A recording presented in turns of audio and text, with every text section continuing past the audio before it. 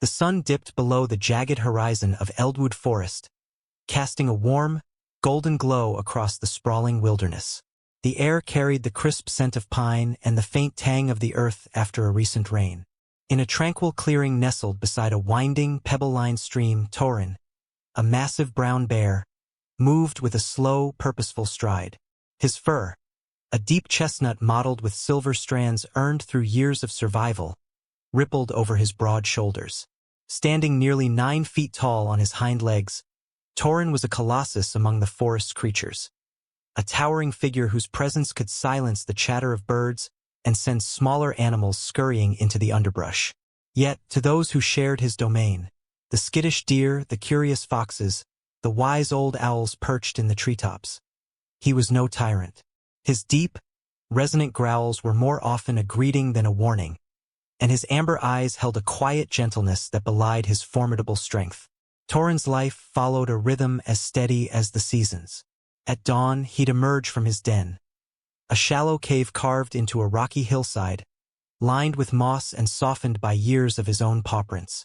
His mornings were spent foraging, his massive paws delicately plucking huckleberries and blackberries from thorny bushes, or digging into the rich soil for tender roots and grubs.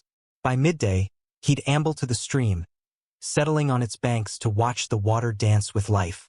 Salmon flashed silver beneath the surface, and with a swift, practiced motion, Torin would scoop them out, their scales glinting in the sunlight before he devoured them in a few contented bites. Afternoons were for patrolling his territory, a vast swath of forest stretching from the stream to the shadowed foothills, where he'd mark trees with his claws and sniff the air for signs of intruders. At night, he'd return to his den, curling into its familiar embrace as the stars wheeled overhead, the forest whispering its lullabies around him. This solitary existence hadn't always been his. Years ago, Torin had known the warmth of family.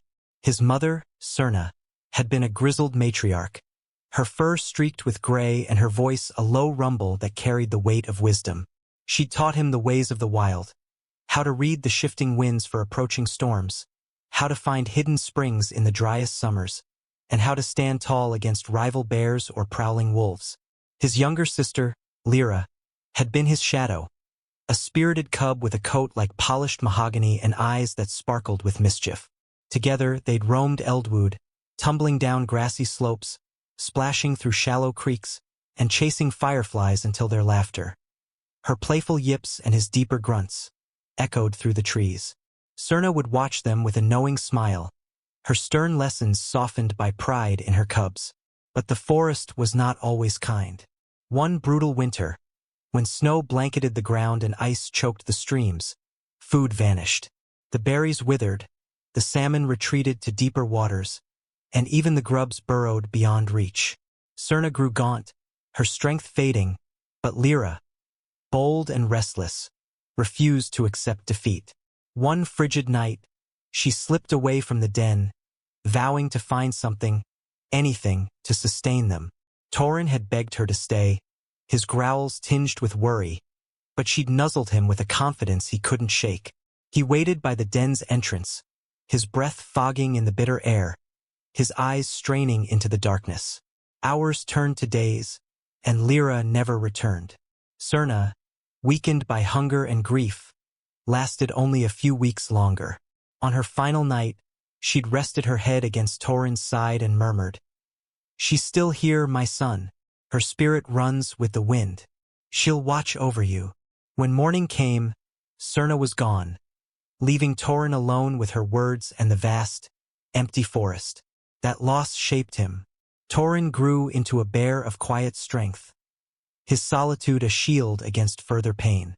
He honored his family by protecting Eldwood, driving off threats, wolves, rival bears, the occasional mountain lion, with a ferocity tempered by mercy. The forest became his kin, its creatures his silent companions. Yet, in the rustle of leaves or the cry of a distant hawk, he sometimes felt Lyra's presence, a whisper of her spirit urging him forward. One crisp morning, as Torin nosed through a thicket of wild blueberries, a faint sound broke the stillness. A whimper, fragile and insistent, carried on the breeze. His ears twitched, and he lifted his snout, inhaling deeply. The scent was unfamiliar. Human, young, and threaded with fear. Humans weren't rare in Eldwood. Hunters with their sharp rifles, hikers with their noisy chatter. But this was different. There was no clang of metal or murmur of adult voices. Only that lone, trembling cry. Curiosity and instinct pulled him forward, and he padded through the underbrush, his massive frame gliding with a stealth that belied his size. The sound grew louder as he approached a rocky ravine, its steep walls jagged with shale and dotted with stubborn shrubs. Peering over the edge, Torin saw her. A girl, no more than 10, clinging to a narrow ledge halfway down. Her name was Kaylin, though he had no way of knowing it. Her dark hair was matted with dirt, her clothes torn from her fall, and her ankle twisted grotesquely, swollen and purple.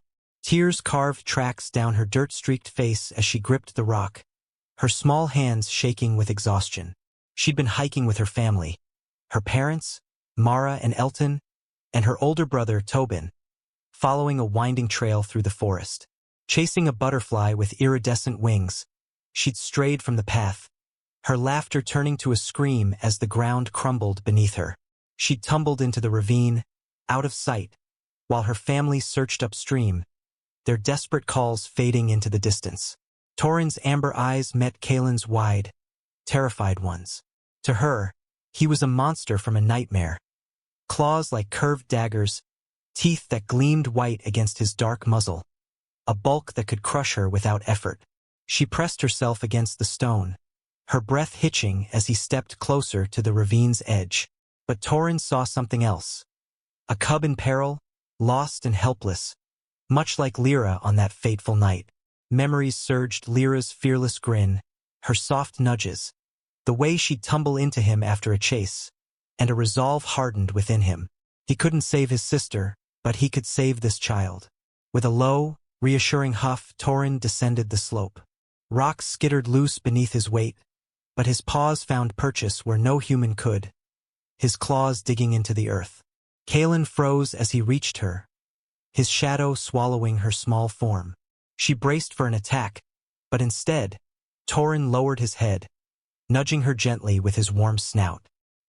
He sank to his haunches, offering his broad back, his fur bristling slightly in the wind.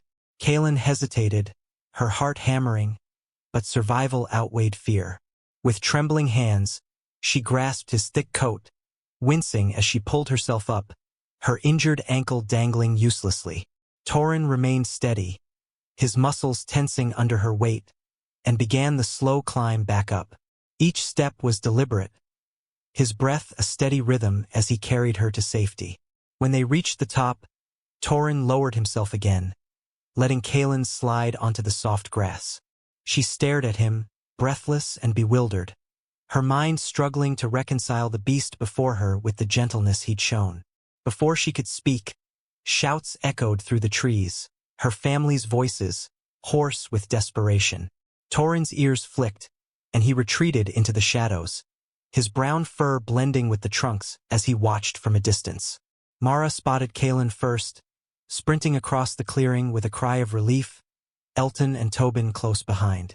They enveloped her in a tearful embrace, their questions overlapping. "A bear," Kaylin stammered, pointing toward the woods. "He saved me, he carried me up." Mara and Elton exchanged skeptical glances, chalking it up to shock, but Tobin squinted into the trees, catching a fleeting glimpse of movement. "Maybe she's not imagining it," he murmured, though his father waved it off as childish fancy. As the family left, Kaylin cast a final, grateful look over her shoulder. Torin lingered until they were gone, then returned to his clearing by the stream. He settled onto the bank, the water lapping at his paws, and let out a contented grunt. He didn't need their thanks. Helping Kaylin had felt right, a quiet echo of Lyra's spirit guiding him. The forest seemed to hum with approval, the wind carrying a familiar scent that tugged at his heart.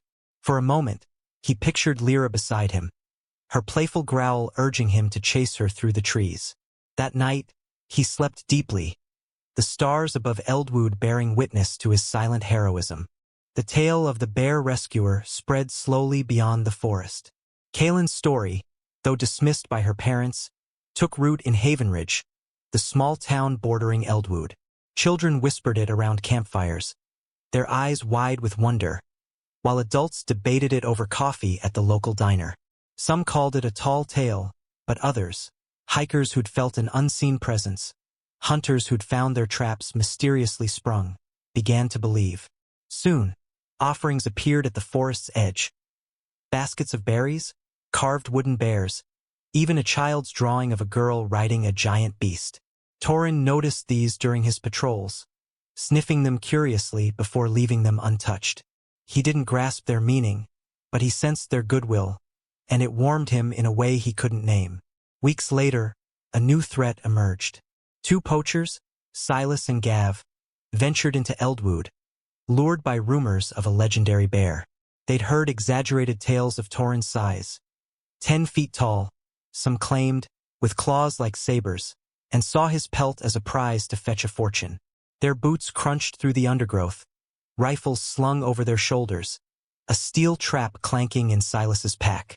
Torin smelled them before he saw them, the acrid tang of gunpowder, the sour bite of sweat, and tracked them from a ridge. He watched as they set the trap near the stream, baiting it with a slab of venison, their voices low and greedy. "If the stories are true," Silas muttered, "this beast'll make us rich." Gav nodded, his eyes glinting. "Just gotta bag it quick. No one'll miss a bear out here." Torin's instincts flared, not from fear, but from a primal need to protect his home. He waited until night fell, the moon shrouded by clouds, casting the forest in darkness. Moving silently, he approached the trap, his paws avoiding the twigs that might snap and betray him.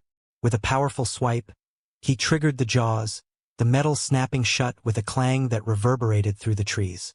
The poachers jolted awake at their camp a mile away, grabbing their rifles and stumbling toward the sound, cursing under their breath. But Torin was ready. As they neared the stream, he emerged from the shadows, rearing to his full height with a roar that shook the earth. His silhouette loomed against the starry sky, eyes blazing like embers.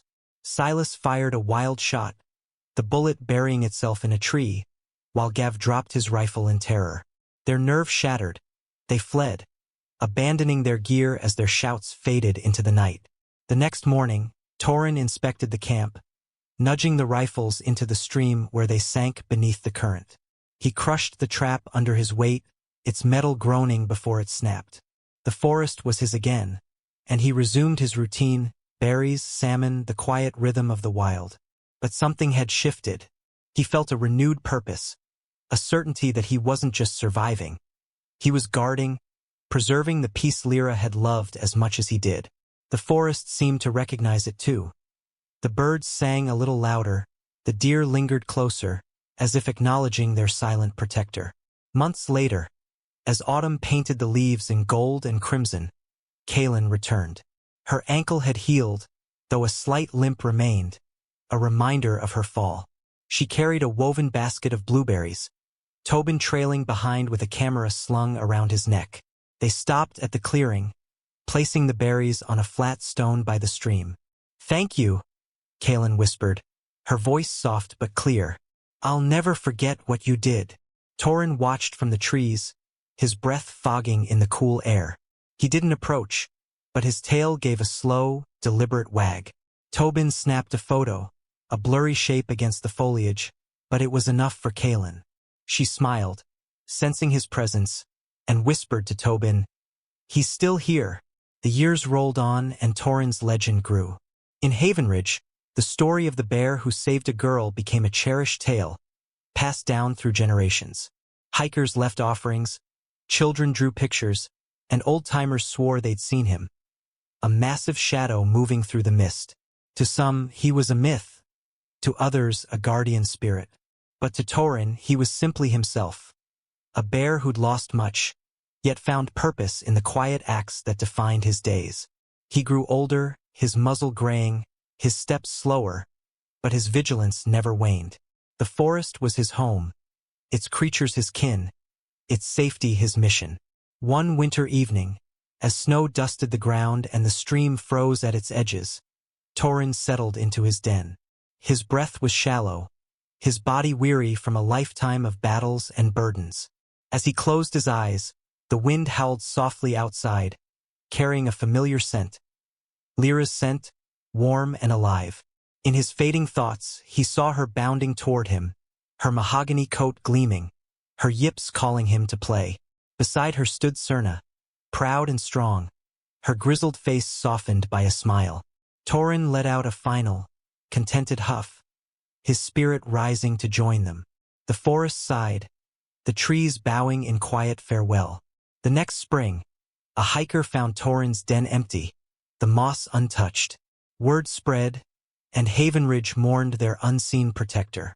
Kaelin, now grown, returned one last time, leaving a carved wooden bear on the stone by the stream.